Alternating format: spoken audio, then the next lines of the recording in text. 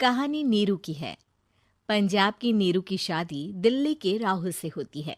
दिल्ली कितना बड़ा शहर है ना, लेकिन आप लोगों का घर तो बहुत छोटा है।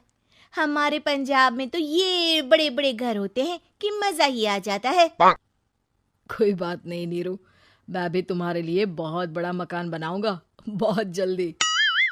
नीरू के पिता जहाँ पंजाब के जाने माने व्यापारी थे, वहीं उसका पति राहुल दिल्ली में एक सिंपल नौकरी करता था। माँ, यहाँ तो घी मक्खन इतना महंगा है कि क्या बताऊं। मैं तो तरस ही जाती हूँ घी खाने के लिए। नीरू की माँ को ये सुनकर बहुत दुख होता है। मेरी बेटी को घी नसीब नहीं हो रहा है और ये बहू यहाँ बैठकर घी में शक्कर डाल रही है। देख वनिता, मैं साफ कह रही हूँ, इस घर में जितना घी आएगा उतना ही मेरी बेटी के घर दिल्ली भी जाएगा। अरे ये क्या बात होती है माँ जी? बेटी का उतना ही करो जो अच्छा लगे। अब क्या मायके से घी और मक्खन तक की सप्लाई करोगी आप? हाँ, मेरी बेटी किसी चीज को तरसे मुझसे बर्दाश्त नहीं होता। अब क्या था, नीरू के मायके में 2 किलो घी आता तो 2 किलो दिल्ली जाता नीरू के पास। एक दिन, माँ बड़ी गर्मी पड़ती है दिल्ली में। इस घर में तो एक ही एसी है और वो भी ड्राइंग रूम में। सारा परिवार एक ही कमरे में सोता है। हाँ बेटा, वो तो हर घर की कहानी है। यहाँ भी एक ही एसी है। अरे बिल इतना आता है कि क्या बोलूं। तभी वहां राकेश आ जाता है। माँ, थोड़ी देर में यहाँ कुछ प्लम्बर आएंगे मेरे कमरे में एसी लगाने। जरा ध्यान से लगवा देना ना माँ। ओए, ऐसे कैसे तेरे कमरे में एसी लगेगा? हाँ राकेश, एक बार बात तो कर लेता। अरे पापा, वो वनिता को गर्मी में नींद नहीं आती। ड्राइंग रूम में सबके साथ सोने में वो अनकंफर्टेबल है, इसलिए। अरे पूरे परिवार के साथ वहां तेरी बहन नीरू भी तो सोती है। वो नहीं हो रही क्या अनकंफर्टेबल?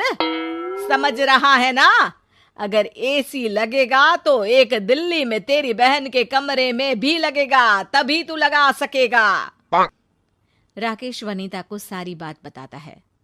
वनिता करती भी क्या, मन मार कर बैठ जाती है। माँ, ये लोग ठीक नहीं है, क्या करूं मैं? अरे बेटी, यहाँ आ जा, तू यहाँ आकर रह ले। अरे छोड़ दे ऐसे पति को। कैसे छोड़ दूं माँ? समाज क्या कहेगा, लोग क्या कहेंगे? वैसे भी मेरा एक बेटा है मयंक। अरे हटा बेटा, तेरी उम्र ही क्या है? इतनी परेशान रहेगी तो काम कैसे चलेगा? खैर, बात आई गई हो जाती है। माँ को लगता है कि नीरू ठीक है, तो वहीं नीरू के मन में एक ही लाइन चल रही होती है, यहाँ आजा। माँ ने तो बोल ही दिया है कि यहाँ आजा। बस मयंक थोड़ा सा बड़ा हो जाए, इन गरीबों को छोड़कर मैं वापस माँ के पास ही चली जाऊंगी।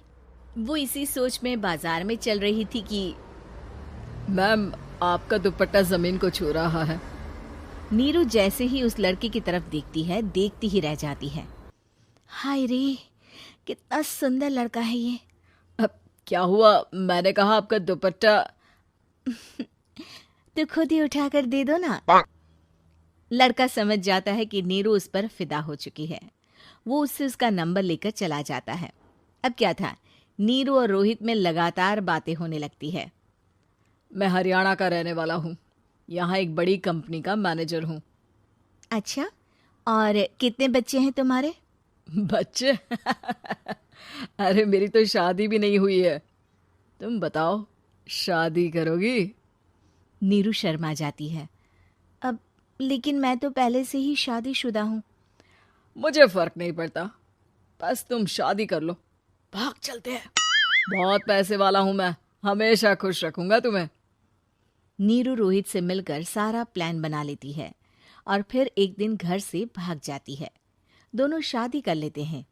शादी के बाद, क्या बात है नीरू, तुम्हें परेशान सा देखता हूँ, सब ठीक तो है ना? हाँ हाँ, सब ठीक है।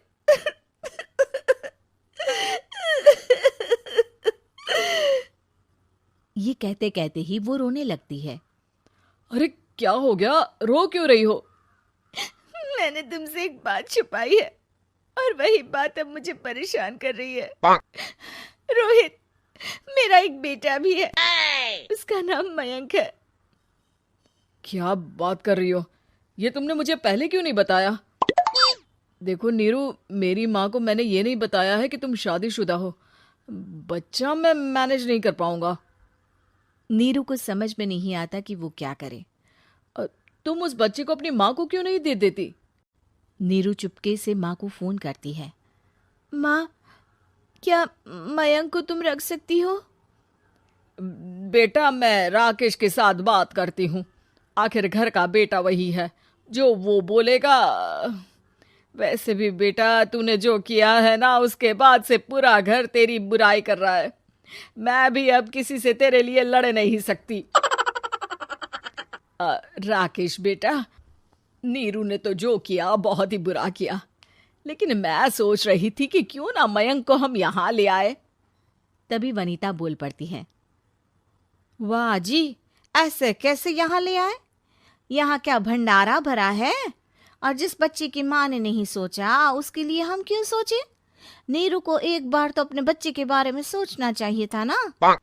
अरे लेकिन तेरे पास भी तो लड़का नहीं है ना वनीता। माँ, वनीता ठीक बोल रही है। कल को वो बड़ा होकर इसी घर का हिस्सा मांगेगा, तो हम क्या करेंगे? माँ कहती भी तो क्या, वो चुप रह जाती है। वहीं नीरू का पहला पति कहता है। माँ, अगर आज भी वो वापस आ जाए तो मैं उसे माफ कर दूंगा। बेटा, गरीबी चीज ही ऐसी है, क्या करेगा? तू तो अब मयंक का सोच। वो बेचारा तो बिना माँ का हो गया। मयंक के खातिर तू दूसरी शादी कर ले बेटा। लोगों के लाख समझाने के बाद नीरू के पहले पति की शादी रिद्धि से हो जाती है, जिसके पहले पति से 2 बच्चे होते हैं। देखो जी, मैंने शादी सिर्फ बच्चे के खातिर की है। मैंने भी शादी सिर्फ बच्चों के खातिर की है। वहीं नीरू के दूसरे पति के मन में ये बात घर कर जाती है कि नीरू एक मासूम बच्चे को उसके खातिर छोड़ कर आई है। अब देखो नीरू, मुझे लगता है कि जो औरत अपनी कोख का बच्चा छोड़ सकती है, वो तो कुछ भी कर सकती है। कल को तुम्हें मुझसे अच्छा कोई मिल गया तो तुम तो मुझे भी बाय बाय कर दोगी ना। नीरू को अब उसका दूसरा पति ताने देना शुरू कर देता है। तंग आकर नीरू उसके यहाँ से भागकर अपने पहले पति के पास चली जाती है, लेकिन ससुराल में क्या लेने आई है नीरू, मयंक को? नहीं नहीं सासू माँ, मुझसे गलती हो गई, मुझे माफ कर दीजिए। नीरू, अब वक्त खत्म हो गया है, मेरी शादी हो चुकी है। तो छोड़ दो ना उसे, हमारा बच्चा है। मैं आपको अपनी माँ नहीं मानता, मेरी नहीं मान तो बात अच्छी है। नीरू मयंक की बात सुनकर समझ जाती है कि उसके पास अब ना आसमान रहा ना ही जमीन।